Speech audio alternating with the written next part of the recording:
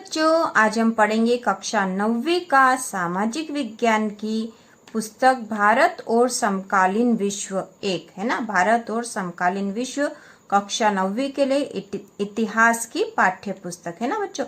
ये इतिहास की पाठ्य पुस्तक है। इसके पहले हमने अर्थशास्त्र की पाठ्य पुस्तक पढ़ ली है ना, और एक भूगोल की पाठ्य पुस्तक पढ़ी है। इसके अलावा एक राजनीति वाली पाठ्य पुस्तक भी आपकी है। सामाजिक विज्ञान में अब आपकी कुल 4 पुस्तकें है ना बच्चों। आपका कोर्स चेंज हो गया, एनसीईआरटी का कोर्स लागू हो चुका है और आपके सामाजिक विज्ञान में केवल एक पुस्तक नहीं है जो कि पिछले साल थी, लेकिन अब ये 4 अलग अलग पुस्तकें आ गई है और इसमें यह जो है इतिहास की पाठ्य पुस्तक है। ठीक है बच्चों, और इसी तरह के और वीडियो देखने के लिए 9th और 10th की सारी नई जानकारी देखने के लिए आप हमारे चैनल को सब्सक्राइब कीजिए, जिससे कि वीडियो की नोटिफिकेशन आपको तुरंत मिलते रहे और आप सारी जानकारी प्राप्त करते रहे, है ना बच्चों। तो आज हम पढ़ेंगे इतिहास की पाठ्य पुस्तक का पाठ 1। तो चलो पहले हम इसका जो सिलेबस है वो देख बच्चों। ये इसकी विषय सूची है।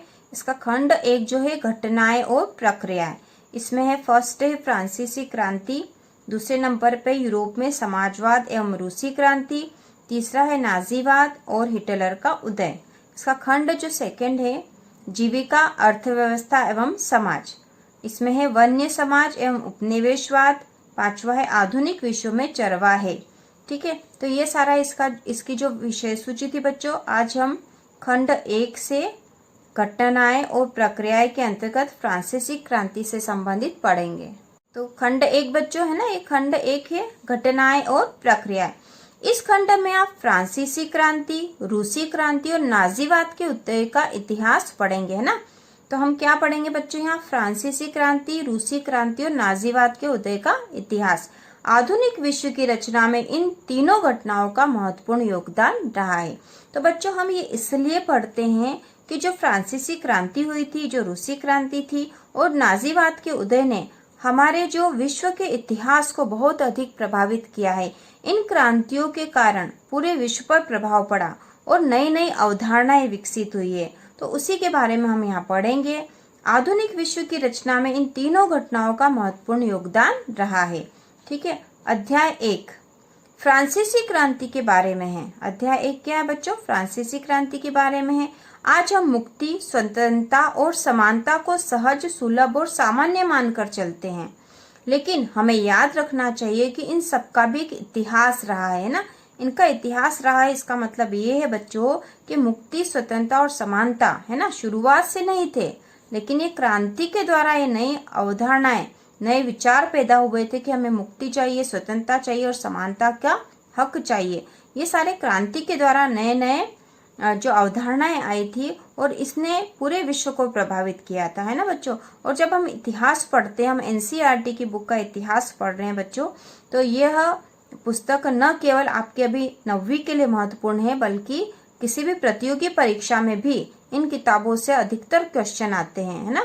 तो आपको ये ध्यान से पढ़ना चाहिए। ठीक है, फ्रांसीसी क्रांति के जरिए आपको इस इतिहास के किस्से को समझने में मदद मिलेगी। फ्रांसीसी क्रांति ने फ्रांस में राजतंत्र को समाप्त कर दिया, है ना। फ्रांसीसी क्रांति ने फ्रांस में राजतंत्र को समाप्त कर दिया। तो राजतंत्र मतलब इस क्रांति के पहले फ्रांस में क्या था? राजा का शासन था, है ना। राजतंत्र मतलब राजा का शासन था और वो फ्रांसीसी क्रांति से समाप्त हो गया। विशेषाधिकारों पर आधारित व्यवस्था से शासक की एक नई व्यवस्था उदित हुई, है ना। क्रांति के दौरान तैयार किया गया मानव अधिकार घोषणा पत्र एक नए युग के आगमन का द्योतक था, है ना। क्रांति के दौरान तैयार किया गया था, क्या तैयार किया गया था? मानव अधिकार घोषणा पत्र। क्या तैयार किया गया था बच्चों? मानव अधिकार घोषणा पत्र। ठीक है, जिससे नए युग के आगमन का द्योतक था। ये सबके एक समान अधिकार होते हैं और हर व्यक्ति बराबरी का दावा कर सकता है। यह सोच राजनीति की एक नई भाषा का हिस्सा बन गई। इसके पहले ऐसी सोच नहीं थी, लेकिन इस क्रांति से एक नई सोच आई। क्या सोच आई बच्चों? कि सबके एक समान अधिकार होते हैं और हर व्यक्ति बराबरी का दावा कर सकता है। उसके पहले वहाँ राजतंत्र था, राजाओं का शासन था, कुछ लोगों को विशेषाधिकार प्राप्त थे और कुछ को नहीं थे। लेकिन इस क्रांति से भावना पैदा हुई कि सबके एक समान अधिकार होते हैं और हर व्यक्ति बराबरी का दावा कर सकता है। समानता और स्वतंत्रता की यह सोच नए युग का केंद्रीय विचार थी, लेकिन विभिन्न देशों में इन विचारों को नाना रूपों में समझा और साधा गया।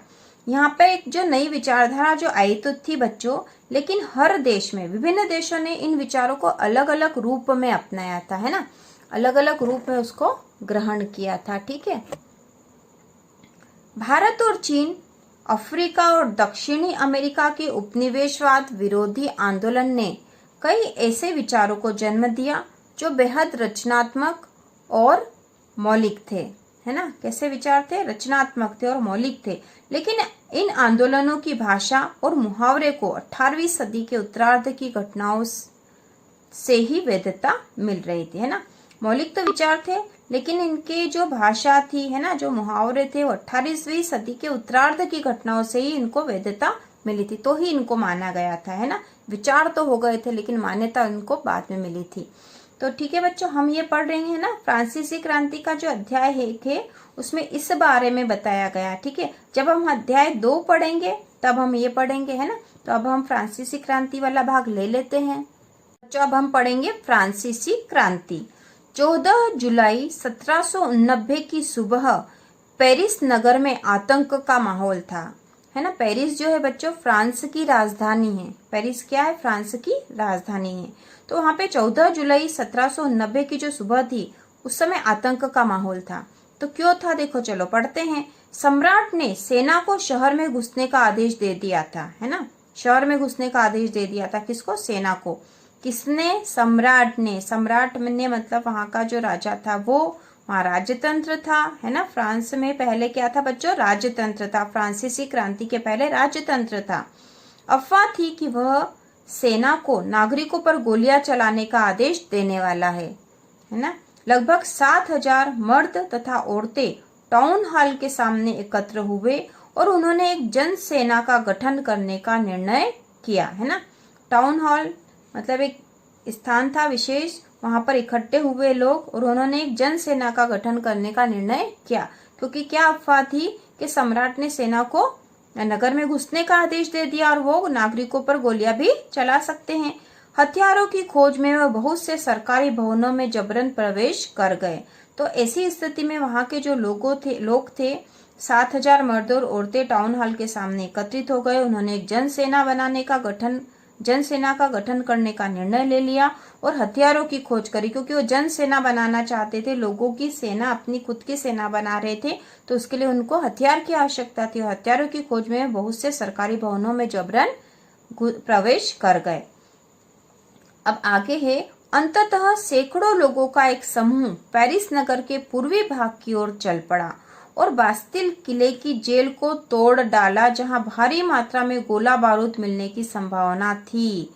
ये लोग जो इकट्ठे हुए थे पेरिस नगर के पूर्वी भाग की ओर चल पड़े और बास्तिल किले की जेल को तोड़ डाला, है ना। वहां एक जो किले में जो जेल बनी हुई थी उसका नाम था बास्तिल किले की जेल, है ना। उसको तोड़ दिया। क्यों?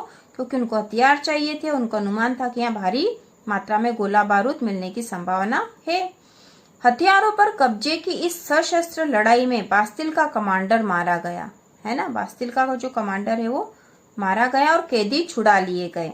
यद्यपि उनकी संख्या केवल 7 थी। केवल 7 कैदी थे जो छुड़ा लिए गए थे। सम्राट की निरंकुश शक्तियों का प्रतीक होने के कारण बास्तिल किला लोगों की घृणा का केंद्र था, है ना। बास्तिल का किला जो था, लोग उससे नफरत करते थे क्योंकि वो सम्राट की निरंकुश शक्तियों का प्रतीक था। क्योंकि सम्राट अपनी इच्छा होती थी उसे वहां जेल में डाल देता था, इसलिए वहां सम्राट की निरंकुश शक्ति है। निरंकुश जिसपे कोई अंकुश नहीं है, वो अपने मन से कुछ भी कर सकता है। ठीक है।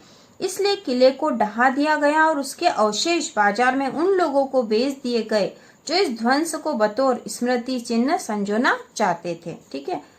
अब आगे क्या हुआ? इस घटना के बाद कई दिनों तक पेरिस तथा देश के देहाती क्षेत्रों में कई और संघर्ष हुए। मतलब इस घटना के बाद और भी संघर्ष वहां होते रहे। अधिकांश जनता पाव रोटी की महंगी कीमतों का विरोध कर रही थी, है ना। पाव रोटी जो उनका भोजन था वो बहुत महंगा हो गया था, है ना। महंगी कीमतें हो गई थी, उसका जनता विरोध कर रही थी, है ना। क्योंकि किसी भी व्यक्ति के लिए सबसे पहले तो भोजन की आवश्यकता होती है। यदि वही इतना महंगा मिलेगा तो अपना जीवन यापन कैसे करेंगे। बाद में इस दौर का सिंहावलोकन करते हुए इतिहासकारों ने इसे एक लंबे घटनाक्रम की ऐसी शुरुआती कड़ियों के रूप में देखा जिनकी परिणति फ्रांस के सम्राट को फांसी दिए जाने से हुई, है ना। तो ये सारे घटनाक्रम जो थे, इसका परिणाम ये हुआ कि फ्रांस के सम्राट को फांसी दिए जाने के रूप में हुआ था, है ना। हालांकि उस समय अधिकांश लोगों को ऐसे नतीजे की उम्मीद नहीं थी। उस समय ऐसे नतीजों की उम्मीद नहीं थी कि ऐसा हो जाएगा, लेकिन इतिहासकारों ने बाद में इन घटनाओं को किस रूप में देखा? फ्रांस के सम्राट को फांसी दिए जाने की परिणति के रूप में देखा। ऐसा क्यों और कैसे हुआ? अब यहाँ पे एक प्रश्न है कि ऐसा क्यों और कैसे हो गया, ये हम आगे पढ़ेंगे।